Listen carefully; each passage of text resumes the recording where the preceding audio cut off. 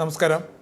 K സുധാകരനെ തൃപ്തിപ്പെടുത്താനല്ല പാർട്ടിയെ ശക്തിപ്പെടുത്താനാണ് തന്നെ KPCC പ്രസിഡന്റാക്കിയതെന്ന് ഇന്ദിരാഭവനിൽ വെച്ച് തുറന്നടിച്ച് ആദ്യ വെടി പൊട്ടിച്ചിരിക്കുന്നു പുതിയ അധ്യക്ഷൻ സണ്ണി ജോസഫ്. ടീം വർക്കിന് പ്രാധാന്യം നൽകിക്കൊണ്ട് സമകാലിക രാഷ്ട്രീയ വെല്ലുവിളികളെ പിണറായി വിജയനെയും കൂട്ടരെയും നേരിടുക തന്നെ ചെയ്യുമെന്ന് പറഞ്ഞ സണ്ണി ജോസഫിന് ആശംസകൾ കോരിച്ചൊരിയുകയാണ്. AK ആന്റണി മുതൽ AKG സെന്ററിന് ബോംബെറിഞ്ഞ ആ പ്രതി വരെ. ആരൊക്കെ എങ്ങനെയൊക്കെ സണ്ണി ജോസഫിനെയും ടീമിനെയും ആശംസിച്ച് കളഞ്ഞു എന്ന് നോക്കാം. എൻ്റെ സ്വന്തം സുധാകരേട്ടന് കെ സുധാകരൻ നന്ദി എന്ന് പറഞ്ഞ് എല്ലാവരെയും തോൽപ്പിച്ചു കളഞ്ഞു പ്രതിപക്ഷ നേതാവ് VD സതീശൻ വേദിയിൽ വെച്ച്. എന്താല്ലേ ഈ വലിയേട്ടൻ ആലപ്പുഴയിൽ വന്ന് പരസ്യമായി വിളിച്ചു തുടങ്ങി. പിന്നെ അത് എല്ലാ മീറ്റിങ്ങുകളിലും തൻ്റെ വെളിപ്പേരെ മാറിയ ആ വാക്ക് അത് സതീശൻ മറന്നുപോയോ എന്ന് ഓർമ്മയില്ല. എന്നിട്ടും സതീശൻ വിട്ടിട്ടില്ല. കഴിഞ്ഞ 4 വർഷം നല്ല നേട്ടമുണ്ടാക്കാൻ തൻ്റെ സുധാകരേട്ടൻ്റെ കമ്മിറ്റിക്ക് സാധിച്ചു എന്നാണ് സതീശൻ പറയുന്നത്. ഇപ്പോൾ തുടർച്ചയായി ഭരണം നഷ്ടപ്പെട്ട കോൺഗ്രസ് പ്രതിസന്ധിയിലായിരുന്ന കാലത്താണ് സുധാകരൻ്റെ നേതൃത്വത്തിലുള്ള പുതിയ സംഘം എത്തുന്നതെന്ന് VD സതീശൻ ഓർമ്മിച്ചെടുക്കുന്നു. 56 ഇഞ്ച് നെഞ്ചളവുള്ളവരോടും ഇരട്ടച്ചങ്കനോടും നോ കോംപ്രമൈസ് എന്നതാണ് തൻ്റെ നിലപാടെന്നാണ് പുതിയ KPCC അധ്യക്ഷന് ചുമതല കൈമാറുന്ന ചടങ്ങിൽ കെ സുധാകരൻ പറഞ്ഞത്.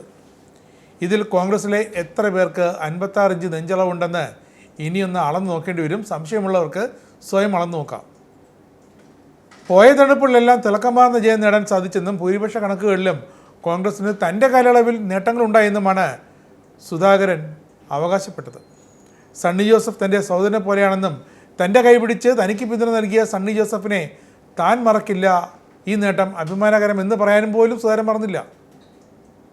തൻ്റെ കാലത്ത് നേട്ടം മാത്രമല്ല കോട്ടവുമില്ല എന്ന് പറയാൻ തനിക്ക് നട്ടലുണ്ടെന്നാണ് സുധാകരൻ ഇപ്പോൾ പറയുന്നത്.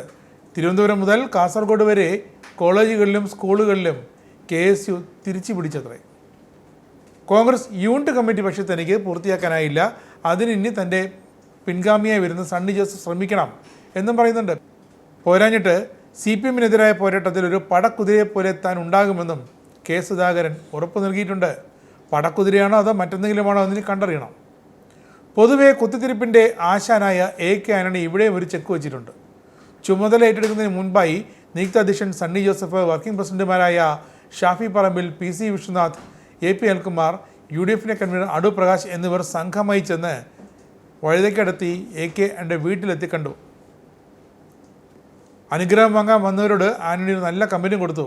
കേരളത്തിലെ കോൺഗ്രസിൻ്റെ ചരിത്രത്തിൽ ആദ്യമായി ഒരു മലയോര കർഷകൻ്റെ പുത്രൻ KPCC പ്രസിഡന്റായിരിക്കുന്നുവെന്ന്. കേരളത്തിലെമ്പാടും മലയോര മേഖലയിലെ ജനങ്ങൾ പ്രതിസന്ധി നേടുമ്പോൾ സണ്ണി ജോസഫിന് ആ നിയമനം കൂടുതൽ കരുത്ത് പകരട്ടെ എന്നാണ് AK ആന്റണി പറഞ്ഞത്. പിന്നെ കേരളത്തിലെ പാർശ്വവൽക്കരിക്കപ്പെട്ടവർക്ക് അർഹമായ പരിഗണന ലഭിക്കുന്നില്ല എന്ന പരാതി ഉണ്ടെന്ന് തുറന്നു പറയാൻ KPCC അധ്യക്ഷ പദവി ഉദിച്ച നമ്മുടെ MP കൊടിക്കുന്നിൽ സുരേഷ് ഒട്ടും മടി കാണിച്ചില്ല. അവരെ ചേർത്ത് നിർത്തണം, പരാതികൾ പരിഹരിക്കണമെന്നതിൻ്റെ പരിഭവവും കൊടിക്കുന്നിൽ പങ്കുവച്ചു. മാറ്റങ്ങൾ വരുമ്പോൾ പരാതികൾ പരിഹരിക്കണം എന്നൊക്കെയാണ് കൊടിക്കുന്നിലിൻ്റെ പ്രതികരണം. പിന്നെ കൊടിക്കുന്നിലെ പരിഭവം അവിടുത്തെ ചിത്രങ്ങളോടായി. മീഡിയ റൂമിലെ മുൻ പ്രസിഡന്റുമാരുടെ ഫോട്ടോകൾ നമ്മളെ പലതും ഓർമ്മിപ്പിക്കുന്നുണ്ട്. ഇനിയെങ്കിലും ആ ഫോട്ടോ നിരയിൽ ഒരു വിഭാഗത്തെ മാത്രം അകറ്റി നിർത്തരുത് എന്നാണ് തനിക്ക് സ്ഥാനം കിട്ടാത്തതിനെ പറ്റി കൊടിക്കുന്നിൽ സുരേഷ് പറഞ്ഞ് അവസാനിപ്പിച്ചത്. അപ്പോഴാണ് പുതിയ പ്രസിഡന്റിനെ ആർക്കെങ്കിലും അറിയാമോ എന്ന ഹാഷ്ടാഗുമായി ഒരു മുൻ കോൺഗ്രസ്സുകാരി രംഗത്തെത്തിയത്. മുൻ KPCC പ്രസിഡന്റ് കെ സുധാകരൻ ശക്തനായ ഒരു നേതാവായിരുന്നെന്ന് BJP നേതാവ് പത്മജ വേണുഗോപാൽ യോഗത്തിന് വന്നല്ല പുറത്തു നിന്ന് ഫേസ്ബുക്കിലൂടെ പ്രതികരിക്കുകയും ചെയ്തു. പുതിയ KPCC പ്രസിഡന്റിനെ കണ്ണൂരിലറിയാം. മലബാറിൽ നിന്ന് പോലും പലരും ചോദിച്ചു ആരായി സണ്ണി ജോസഫ് എന്ന്.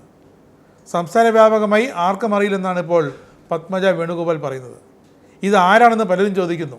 സണ്ണി ജോസഫിനെ കൊട്ടുക മാത്രമല്ല തൻ്റെ സഹോദരൻ K മുരളീധരനെ ഈ വിഷയത്തിൽ ഒന്ന് ഉയർത്തി പറയുകയും ചെയ്തു പത്മജ. ഫോട്ടോ കണ്ടാൽ തിരിച്ചറിയണമെന്ന K മുരളീധരൻ്റെ പരാമർശം ശരിയാണെന്നാണ് പത്മജ പറഞ്ഞത്. K മുരളീധരനെ പോലുള്ളവരെ ഈ പദവിയിൽ നിന്ന് ഒഴിവാക്കിയത് എന്തിനാണെന്ന് തനിക്ക് മനസ്സിലാകുന്നില്ലെന്നും പത്മജ പറഞ്ഞു. ഇപ്പോഴും ജാതി സമവാക്യങ്ങൾക്ക് കോൺഗ്രസ് പ്രാധാന്യം നൽകുന്നു എന്നാണ് ഇത് സൂചിപ്പിക്കുന്നതെന്നും തൻ്റെ തെരഞ്ഞെടുപ്പ് തോൽവി അതുപോലും പാർട്ടി ഇതുവരെ അന്വേഷിച്ച് തീർന്നിട്ടില്ല എന്നും പത്മജ കളിയാക്കുകയും ചെയ്തു.